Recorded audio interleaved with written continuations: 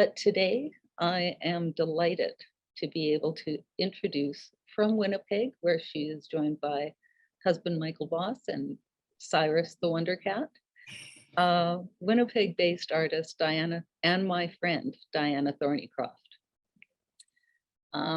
Full disclosure, one of my greatest joys as a curator is that it lets me be a professional dilettante. Every artist I get to visit and to work with brings me to an understanding of the deep research and point of view that's held in their work, which I otherwise probably would not access. As much as one can travel the world by reading novels set in different parts of the globe, myself and all viewers can understand, at least in part, pieces of the broad spectrum of human thought, history, culture, and exploration that is present in works of art.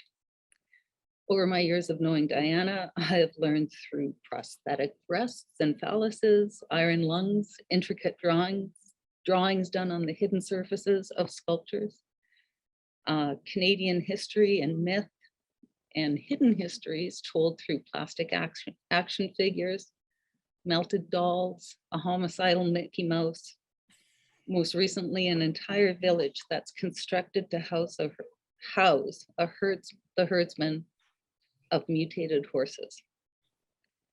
What Diana introduces us to is the borderland, that realm of thoughts and questions hosted in bodies, but living in the space between public and private, rapture and disgust, seduction and pain, and the rich, vast gap between what is deemed accepted or appropriate and the swirling mass of the human psyche and its inventions of self, sexuality, brutality, insecurity, fear, and how those traits grow exponentially when hiding behind society or concepts like nationalism, fairy tales, and other myths we tell ourselves. She dwells in these borderlands and the fringes of the deepest parts of our individual and collective psyches, probing fundamental questions of self and every conception of identity. She is, however, simply totally genuine and maybe even innocently very comfortable with being uncomfortable. And she brings us, as she brings the hidden parts of ourselves to light, she seduces us as viewers and participants to come in and be uncomfortable with her. This hasn't kept her out of controversy necessarily, but I think in 1996, in an interview with the Globe and Mail, she said that visitor remarks often speak more of the visitor than of her. Diana grew up in Claresholm, or was born in Claresholm, Alberta, grew up around the world as an army brat. She earned her undergraduate degree in printmaking and drawing at the University of Winnipeg, and her Master of Fine Arts at the University of Wisconsin. As preparation for a series of drawings, she began taking photographs in 1989, and by 1991, her first solo exhibition, Touching the Self, launched her as one of the most exciting photographers still working in Canada a few years later. She has had more than 40 solo exhibitions of her work, along with a dozen 2- and 3-person shows and at least 80 group exhibitions in nearly every province in Canada, throughout the United States, and across Europe and Australia. It is always a pleasure to work with Diana.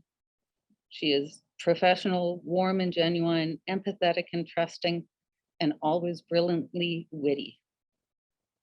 She has more than once now had a profound impact on my work and how I approach it. So, Diana Thorneycroft, welcome to Nickle at Noon. Oh, wow. Blah, blah, blah. Thanks, Christine. That was no pressure, hey? I'm just going to share my screen now. I just want to begin by thanking Christine and Michelle and Marla for all their amazing support setting this up. I want to begin by just acknowledging that Christine's comment about me feeling, enjoying that I can make people feel uncomfortable, that I feel uncomfortable myself. I actually in preparing for this talk, I had to acknowledge a lot of things about myself, and and I thought, Jesus, who gave me this subject? And then I remembered that I gave it to myself. So so much for that. Anyway, so I have a lot of slides. I'm going to be going through work quite quickly. Just to begin with, the whole idea of introducing Heard. This is the work that comes, the preceding work that led to the installation. And this is the photograph that was taken at the Nickle a couple of years ago, just before COVID hit and everything got shut down. This is the Heard that's going to be reinstalled. So the whole idea of the surrogate, I have been working with a surrogate for a long time, and I realized that, I mean, it's often used like surrogate mother, it's often used in that context, but for me, it really is a substitute or a replacement or a representation or an understudy of something other than the human body, the human form.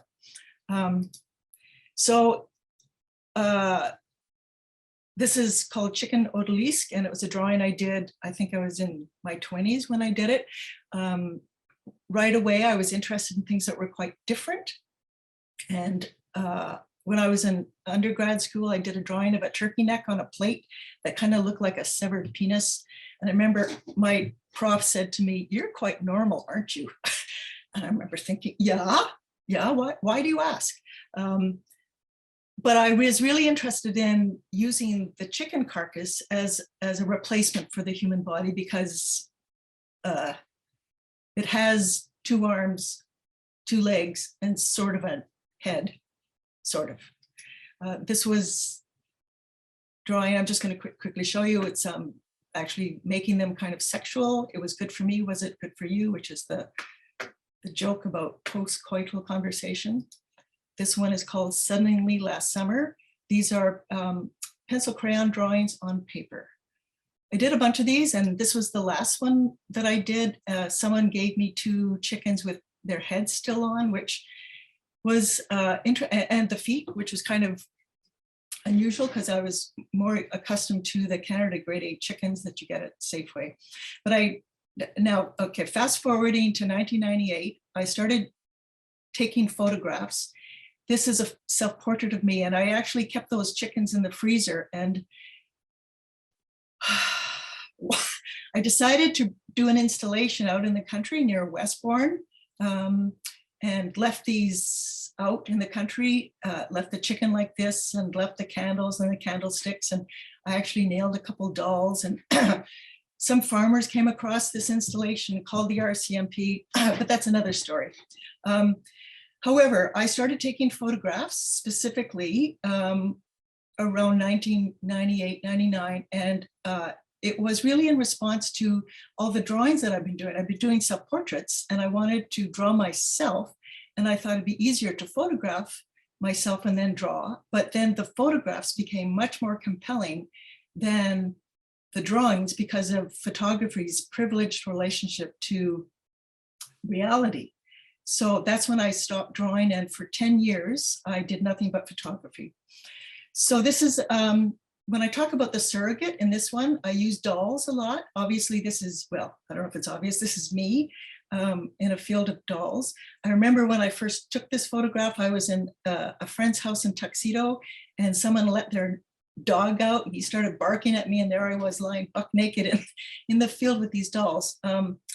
So it, these 2 photographs, this one and then the next one, were really kind of pivotal in a way for me to understand my body, because in this one, there's no doubt, well, maybe there is a bit, that I'm female, but in this one, I look quite androgynous, quite male-ish. And in fact, because I was so flat-chested, my body became a constant joke in my family, specifically my dad, who would often comment about my breast size, which in retrospect probably wasn't, well, it wasn't fair, but I'm not going to get into a therapy session here, but as a joke, my brother and sister bought me these fake breasts, and they've been kicking around in the studio for several years. I don't know why I kept them, but anyway, so I had these fake breasts. And when I started dealing with my body as being an androgynous entity, I realized that if I wanted to play with gender roles, I had to, especially the female gender role, I had to augment my body. So what's interesting in this next series, these 4 photographs, I substituted, I was the blank slate body that was neither male nor female. And I added masks and gender signifiers to my body so I could play this role. So this is called family self-portrait.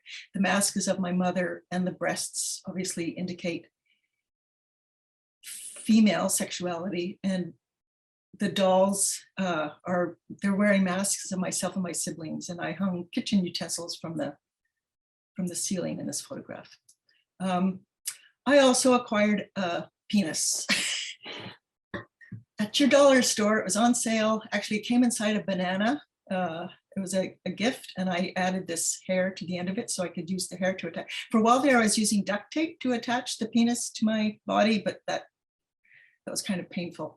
So in this one, this is brother mask with toy gun. So I'm wearing my brother's half face and employed toys that he had as a boy.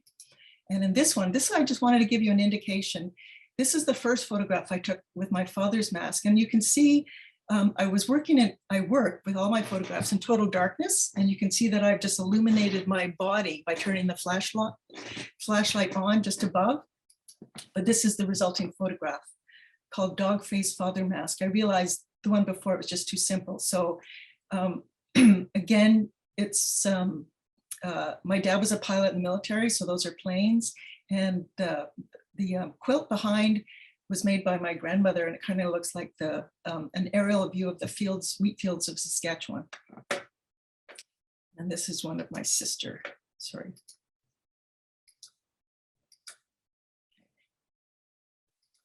So I did that for, I did self-portrait photographs for 10 years, and that's obviously, I didn't need to use any surrogates because it was of myself. So now I'm moving on to a series called the Doll Mill series, and I was interested in, I've been collecting dolls for many years, and I obviously used them in my earlier work, but I started noticing that their mouths were, if you separated the mouths from the rest of the body, there was this strange thing that started happening, that they became incredibly sexual. And we have to remember that these dolls were made for little girls mostly. So it's curious about what are we teaching our children when we give them these little infant dolls.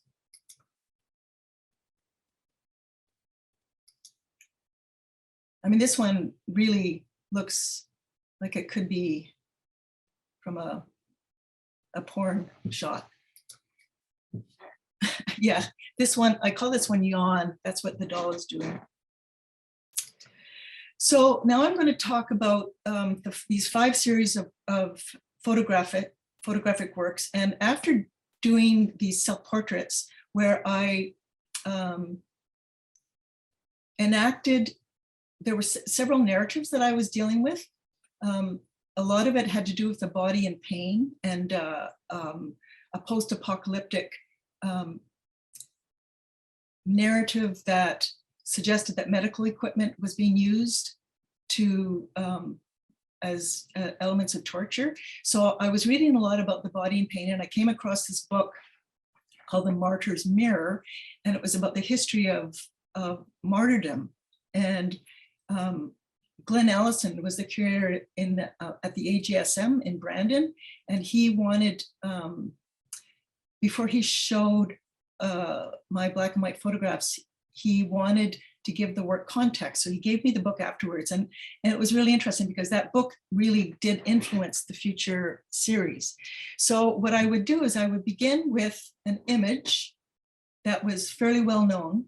And then using surrogates, I would construct them. And of course, what did I have on hand? I had all these dolls. So at first, this is pre-digital, so the work is quite clunky. Again, I'm working in total darkness and illuminating the set with flashlights. This is pre-Photoshop, so there's a lot of strange things that go on. But I was interested in the notion of pain that you would see in a painting, sorry, like this. And I was interested in what happens when I use a surrogate of a doll that is not, I mean, it resembles a human body, but it's not human. So this is the painting. Oh, geez, sorry, this is really fast. This is the Martyrdom of Saint Peter by Zoubarin. And then this is my image. So they're kind of comical and poignant and, well, yeah, I did exhibit these, but I think the work that followed is much more interesting. So at the end of that series, I did the Martyrdom of Saint Nicholas, which of course he wasn't a real saint. Before in the previous show, I actually depicted real saints. But the whole idea of Santa Claus and Jesus being conflated was of interest to me, so I decided to do this. And I really liked the Canadiana part of this. I actually painted this horrible watercolor in the background, but I like the idea of this person skiing and doing cross-country skiing and coming across Santa Claus, crucified Santa Claus. So again, I decided to look at historical paintings and use them as a template. And the first, well, this is just, I did quite a few, obviously, but this is the Martyrdom of Saint Anne.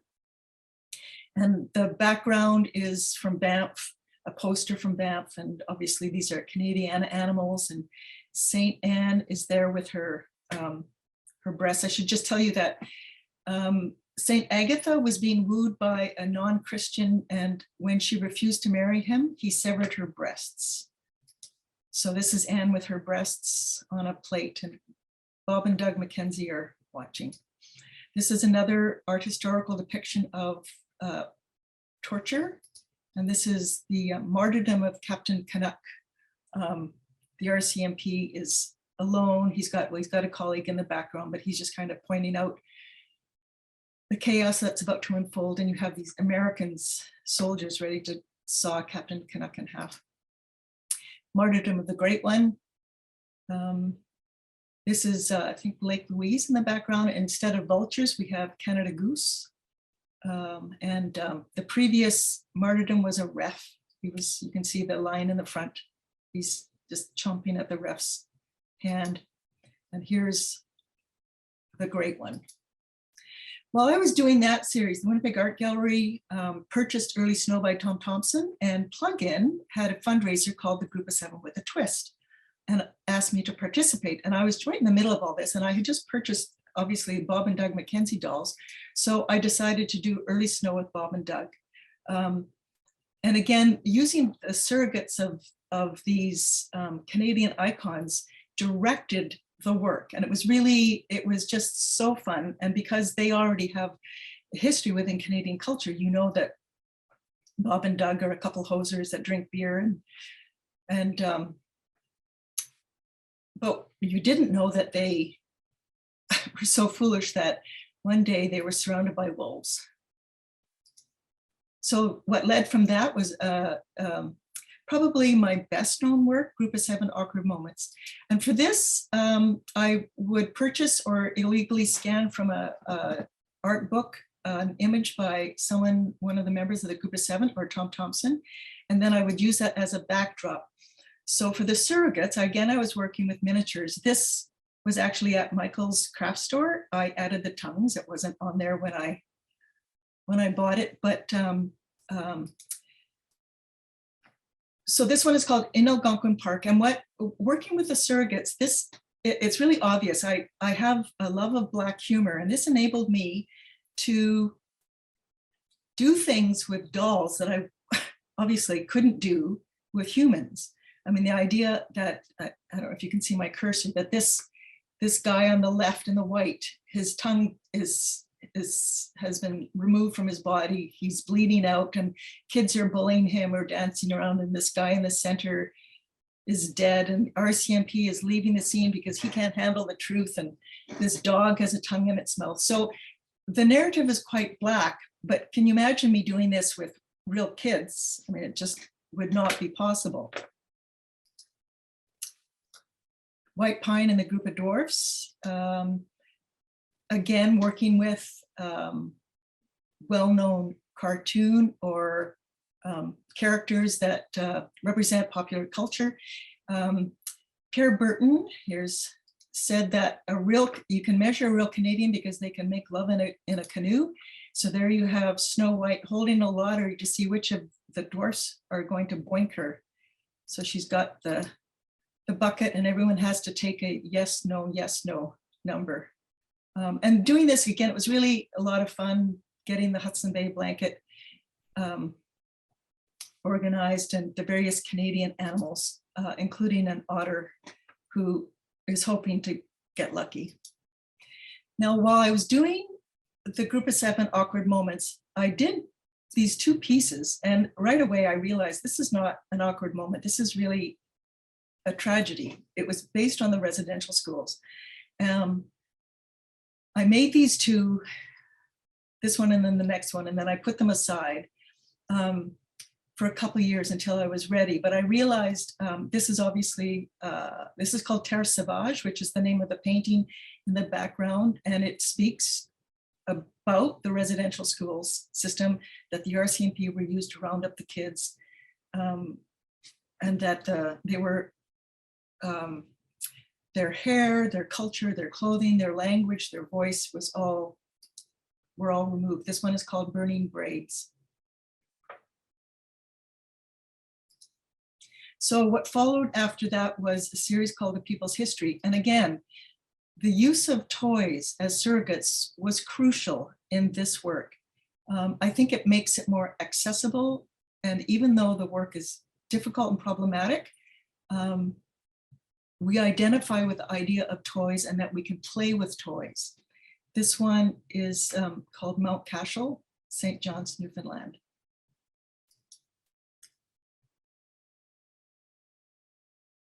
Again, this one, Night Pine Island is the name of the painting. I did about 15 altogether. I'm just showing you a handful. This is Graham James, the hockey coach that abused Sheldon Kennedy and Theo Fleury. This is the image of the coach. And I wanted to show the beauty of the teenagers. I mean, he often would approach teenage boys that were probably poor and couldn't afford coaches. So finding a doll that fit was really important. This one is called Prostitute. And again, I think this is an excellent example of how using toys enables me to show or to engage in a conversation that is really, really difficult. And we know in Canada, children are used as prostitutes all the time. This one is just called Riel. So there was the sadness and the misfortune of both the history of child abuse, but also the abuse of Indigenous Canadians, and certainly Riel is one. I often ask people in the good old days when I used to give public lectures, what is the largest mass murder in Canadian history? And people don't realize or remember that it was the bombing of Air India in 2011 that was on its way to Ireland from Canada that was blown up. So this one was really difficult to make in that most of the images are before the abuse took place. This one is after the blowing up of the plane. And I had to imagine all these bodies in the water. This is an aerial view. And of course, this is this is from my imagination. What was interesting for me is that a lot of these people were of Indian origin, and so they're and obviously many Canadians. And in fact, when this happened, Brian Mulroney phoned the Prime Minister of India and said, "I'm sorry about your people." And he said, "Brian, they were mostly Canadians on board, brown Canadians, but they're still Canadians." But interestingly, for me to find brown bodies to use in this was completely impossible. So I had to make my own. So I'm just going to go through this. And I think this is another example of the repetition of the other, meaning a skin color that is not Caucasian, that became integral to this work. And clothing that is not familiar with us in some ways.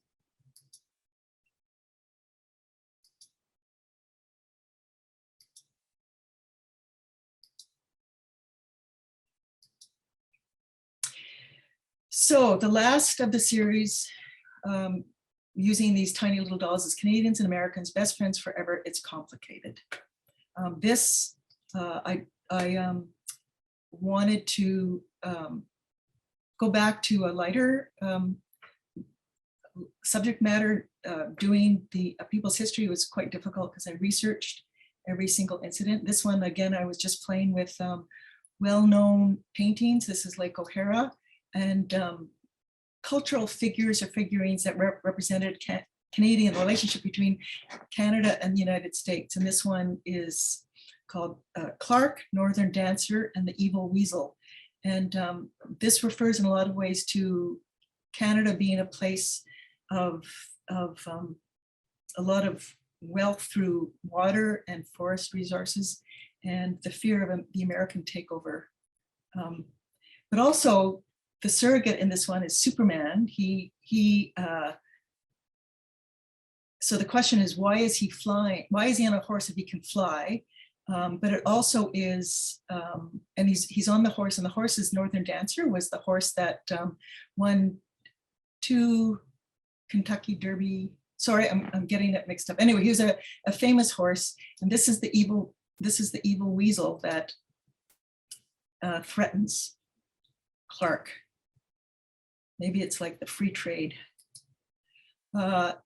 This is the background in the painting is by Thomas Kincaid, the painter of light, who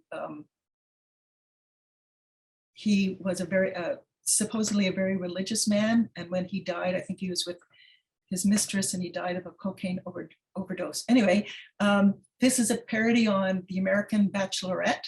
And we have these Americans, the American men vying for Barbie to be her date. One of the premises for this was that all the plastic dolls figurines that I bought had to already exist.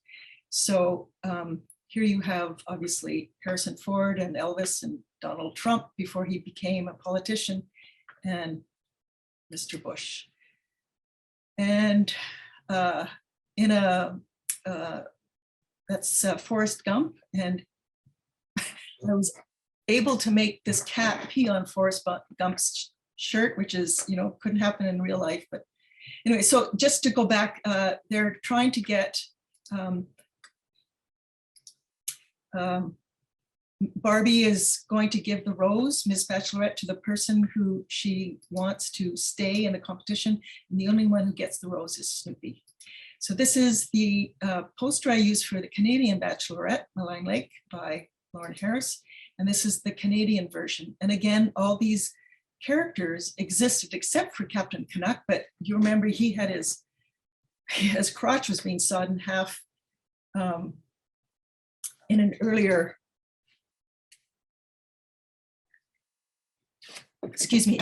photograph. And this one, Anne of Green Gables, is the female bachelorette, and instead of a rose, she's giving everyone a Timbit.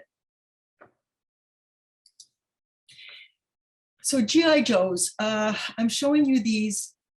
I I collect a lot of dolls. I had to. I have a studio full of Barbies and, you know, every kind, GI Joes, Barbies, things, little dolls, baby dolls, big dolls. Like it's kind of crazy. And I noticed when I was playing with the GI Joes that their hands are, if you look, they're made to hold guns, rifles, grenades, you know, things of destruction.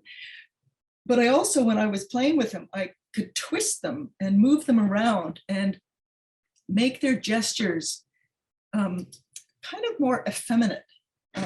So I decided to, and I also just had as a comment, I can't stand the NRA. I think it's National Rifle Association in the States. It's so evil. So I decided to poke fun at them. And I think, although there are women who have joined the NRA, it's mostly a male-dominated organization. And I made these GI Joes do a sport that's rhythmic gymnastics that's only open to women. So here's my, it's a triptych. So this is the American team with their pink guns, using them instead of the ribbons and the balls or whatever it is that they toss. Yeah, I had so much fun. I had so much fun doing this. And this is Canada looking on the left. I should just point out that there's an animal involved with each one of these. There's the eagle, and of course Canada, we have the beaver destroying the maple leaves, and there's the same RCMP in the background pointing out. And then this is France on the other side. And then this is the whole triptych of the NRA sponsored rhythmic gymnastics team competition. While I was doing the photographs, I also did a lot of drawings. And many, many years ago, Michael and I applied to have a show at the University of Winnipeg. And we were turned down because I had done all these drawings of Mickey Mouse and Goofy and all these dolls that were open to copyright violation. So the university turned us down. And then Robert Enright did an article on this. And it's interesting that in newspaper reporting, you're allowed to show, I could show any of these because it's a newspaper, which is an exception to copyright, but I couldn't show them in a gallery. So after that, Michael and I we had the show at Sight Gallery, and I took a doll like this, Bert, and I tried to alter him and turned him into Frank, like Frank Zappa, so that no one would notice. But I just, you know, I think, I don't know if that worked, but anyway, that's how he exists now. But again, I was interested in, and this, instead of Barney bleeding, I call it man bleeding, but the whole idea of using plush toys as objects that could suffer was of interest to me. Dear Walter, I can no longer go on. You control my every move. Love, Mike. So obviously Mickey Mouse thinking about suicide. Desperate Housewives, this Miss Piggy and her excellent martini. I would set these plush toys up and draw from life.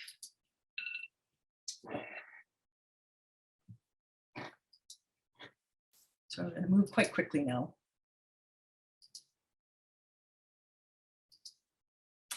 So herd influences, when I was, Michael and I were in China many years ago, and we saw people begging for food or for money in a marketplace. And I have to say, this is where my heart rate goes up when I discuss this, because there was one woman in particular whose body was profoundly altered.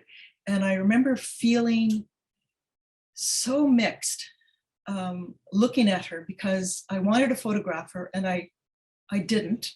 I wanted to stare at her and I realized that wasn't right. But all these questions kept coming up, like, why is she here? How did she get here? How does she live? How can she be, like, she must have a handler like this person. These were taken off the internet, but she was on a mat. She wouldn't be able to walk. She just embodied so much in a lot of ways. she embodied like a majesty and a travesty, and she was there to be fetishized or to be objectified. She was there to make money, and I just felt, but I couldn't take my eyes off her, and I felt complicit in her existence. So coming back to Winnipeg, I just thought so much about this, and I was talking about this experience. People said, have you read A Fine Balance by Brenton Mystery? And then I watched Slumdog Millionaire, and these narratives of bodies either being born completely disabled or being made disabled by cruel people, like in A Fine Balance. The key beggar, his arms and legs were cut off at birth because they knew he would make a lot of money. And I bought books, and I started reading about Crip. It's called Crip Theory. And I just really struggled with the whole idea of my gaze and me being fascinated by this corporeal difference and the fascination I had, and the fear that I was could be exploiting them. But I think ultimately I realized that I cared about their individuality and about their autonomy. Around the same time, I had been looking at a lot of other art historical examples of unusual bodies within paintings. And again, if you look at, this is Peter Bruegel's painting, he depicts people similar to the ones that we saw in China. So it's not like this phenomenon wasn't new. And I know freak shows used to be common, and nowadays that's not, like, anyone with a huge altered body is hidden from sight. And in some ways that has removed the agency of a lot of people, because one article I read talked about at least people with disabilities, they would be part of freak shows, and they had salaries, and they had an income, and they had a community, and so that no longer happens. So it's like, I have to say, it's such a difficult subject matter. Around the same time, I had been collecting horses because I was thinking of doing something to do with my group of Seven Awkward Moments. And my two studio mates, Reva Stone and Agatha Dick, said, well, maybe we could collaborate and do something together. And it led nowhere.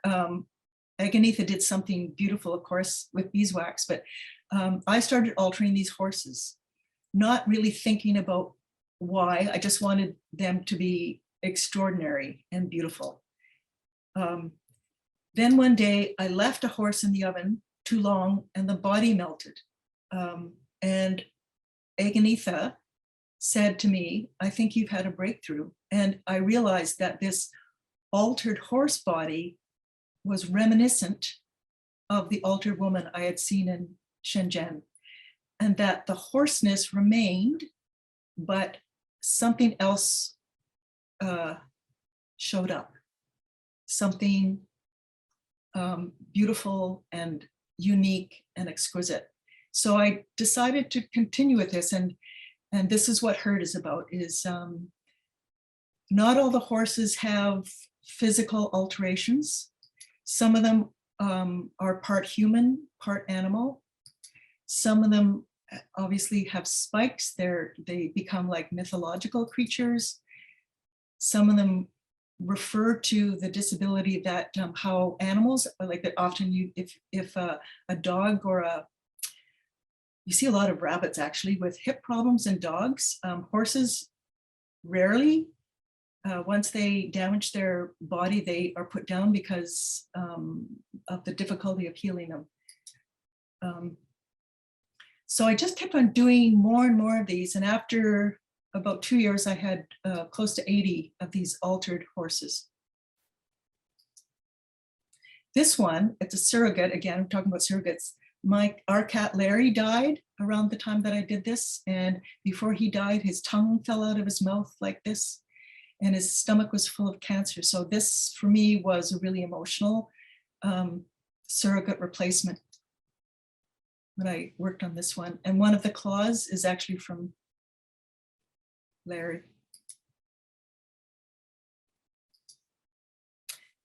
This is a conjoined animal, and I did do a horse conjoined heads. Here's a horse with a parasitic twin.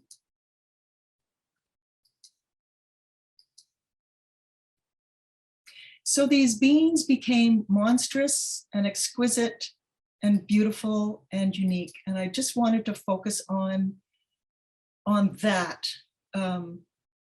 as well as embracing some surrogates that had bodies that had prosthetics or crutches. This is heard, but that was presented in Montreal when I showed there. But the best installation by far was at the Nickle. Thank you, Christine. There, she had the gallery painted black, and it was the best installation ever. These are some of the exquisite photographs taken by the Nickle photographer. On the ramp, I had non-altered horses along with the altered horses, and I wanted to show the difference. And I think, again, the whole idea, using the phrase spectacle of difference is something that I struggle with, but I acknowledge that I am attracted to things that are different.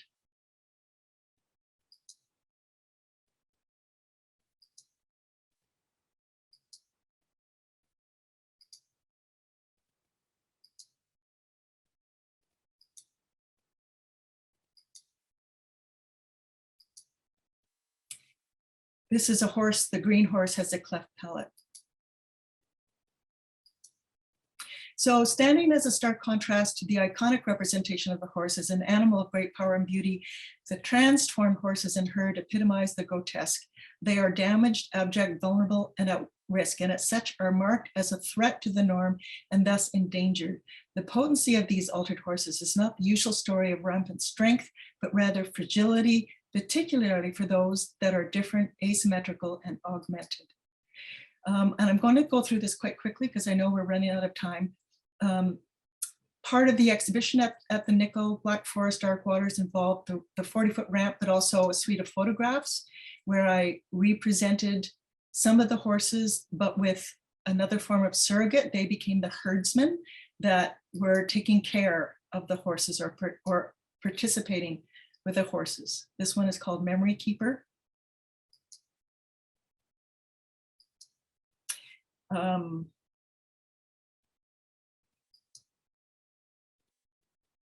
This figurine was in the village, but also appeared in a photograph. Here's the photograph. And you can see the horse, a beautifully altered horse with a lot of text. And I see this one very mythic. And there's its tongue with porcupine spikes. This is another horse, I call it Head Hits Concrete.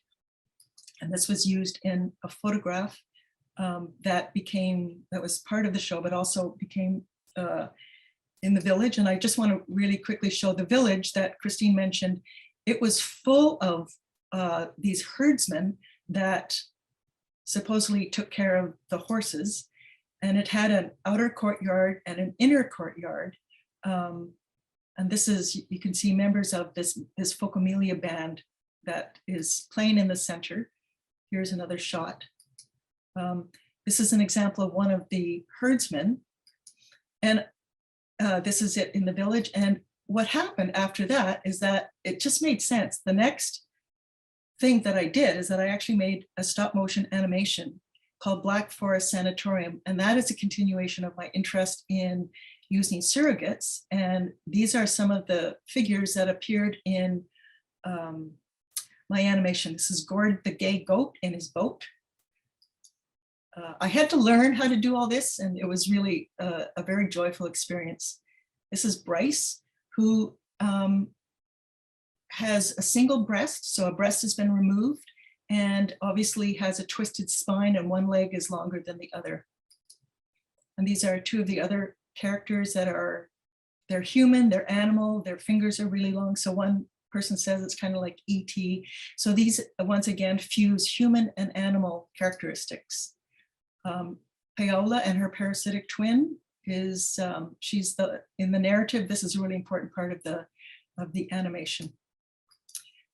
And I just want to conclude then, the next film I'm making is based on this painting. It's basically about a novice priest that has to get from his apartment to the church during the last few hours of Mardi Gras. And here's again one of the dolls, and this is the doll that I've made, but I've also made another puppet, and I'm embracing again the fusion of animal and human and difference. And I just want to end with this quote by Mark Cousins. He advocates dangerous art and safe politics. His cautionary remarks about the reverse situation teach us that our desire for safety may actually be more dangerous than we can possibly imagine, that our outcry against art we believe to be dangerous may in fact endanger our safety, that the museum is an ideal place for examining what makes us so afraid. And I just want to conclude with something that David Garneau said when I was exhibiting using the Indigenous dolls and doing something about Indigenous culture and doing something about, obviously, residential schools. His comment was, Diana is dealing with this too soon and not soon enough. And I think that really indicates the whole idea, the fear of cultural appropriation and who has the right to use surrogates or who has the right to use the voice. I think that just shows how absolutely complicated things are these days, and that honesty and sincerity go a long way. Listening really helps. And the place to do this, really, it's at universities, but also in art galleries. And that's my talk.